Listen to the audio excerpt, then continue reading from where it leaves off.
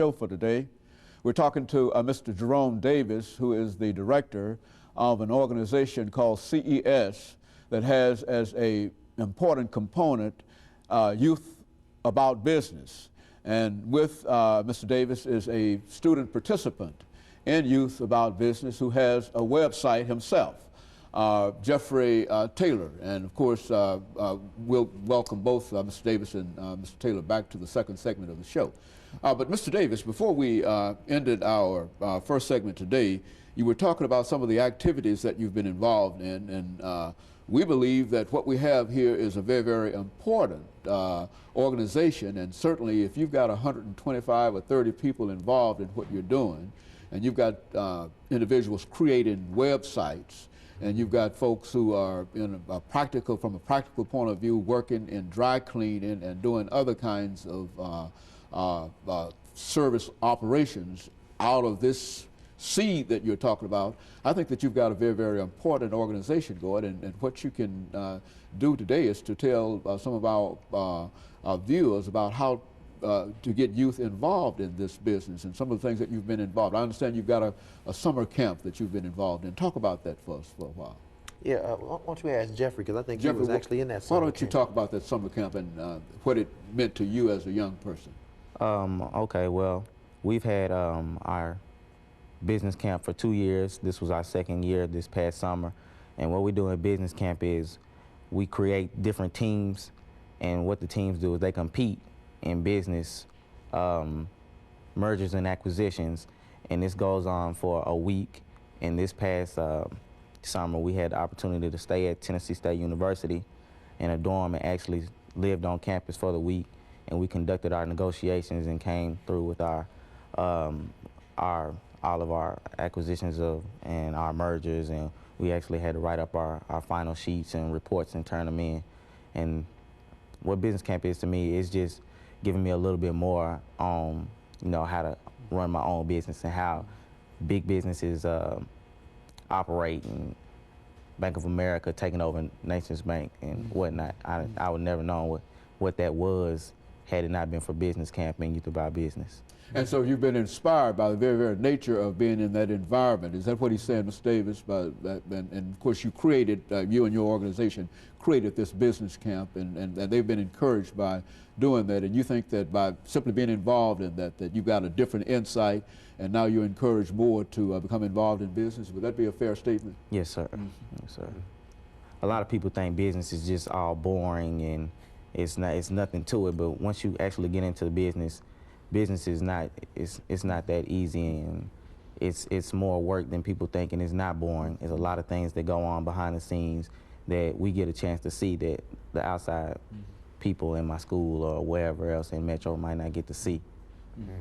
Mr. Davis, what would be the logistics in terms of creating a situation to bring all these young people together on the campus of Tennessee State University?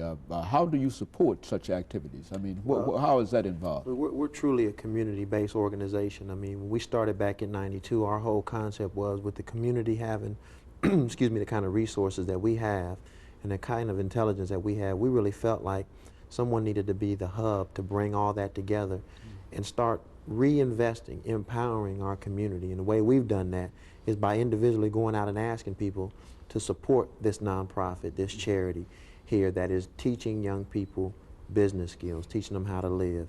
And as a result, from that support, we were able to move into a strip mall where it's in the Bordeaux area of town. And it's exciting to us to be able to purchase an actual strip mall where our youth center is located.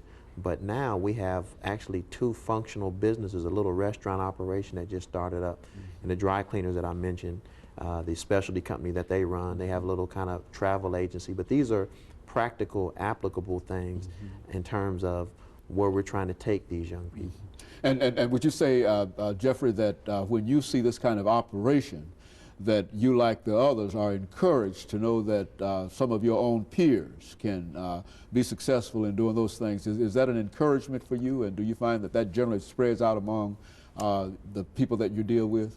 Very much so. I think that just the thought of being able to be a part of a corporation, yeah, it's a youth corporation, but yet it's still a corporation, and that's something that a lot of 16, 15, 17-year-olds can't say that they're a part of. Well, what do you see, Mr. Davis, as, now you're dealing with all these young people, what do you see as some of their career possibilities beyond where they are now? I think Jeffrey indicated that he's a junior in high school now, but now, and he's involved in business, but now what about his career from this particular point on? I mean, what do you tell them in your vision as to what ought to be beyond the point that they're in now?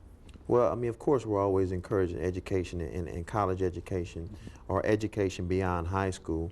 One of our, I guess, personal success stories is one of the first presidents of Youth About Business, a young lady, actually went off to college. She was an excellent student, ended up being an accounting major. Well, that young lady is actually back with Youth About Business as the internal auditor of this company, and she's learning some things. As the auditor of the company, she's getting the chance to see the insides of how a company operates at a very, very young age. This is information that if she had gone into another, worked for another company, it may be years before she can see some of the things that we're trying to expose her to at a very early age. And so it's a kind of a subtle kind of influence that you're able to bring to them, but it's an influence that you can really see the impact of among some of the people that are involved. Exactly, exactly. Now, in terms of support, now, what are some of the financial things that you feel that are necessary in order to bring this about? I know that you've talked about going to the community and getting things cut rate and using the resources of the community and et cetera, but, and we're getting ready to come up to our first commercial break here. But when we come back, to our second commercial break, but when we come back during this final segment, I want you to talk about some of the things that you consider to be important in terms of bringing about greater community support for what you're doing. Because I think that, as we said earlier, you've got an excellent organization. You're doing tremendous things in terms of uplifting young people. Jeffrey, I think, represents an excellent example of the great possibilities, and he himself has admitted to the encouragement. But now I know all of those things are not free.